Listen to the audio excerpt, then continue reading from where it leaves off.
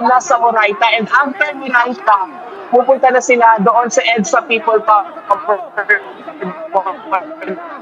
Okay, nag-freeze na si Rainiel. Susubukan nating balikan. Pero puntahan natin muli. Ito po mga kapatid, balikan natin itong sitwasyon sa Mendiola. At katulad po ng nauna. Gary, are you still there?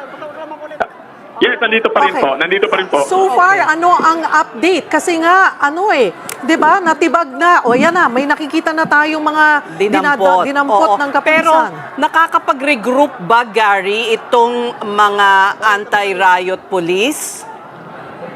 Ay, naging solusyon kanina ng anti-riot police, i-tear gas yung mga ralista, no? Dahil nakubkob na sila, nakuha na rin mga gabda, tear gas yung pinanlaban nila. Ngayon, nagtakbuhan yung mga ralista at ang nangyari ay sumugod na yung mga police. Nag-ipon pala sila ng puwersa, yung augmentation team nila, nanggaling dun sa kabilang kalsada, papasok dito sa Mendiola. At yun, buo sila ng puwersa, lumabas sila gamit yung mga tear gas at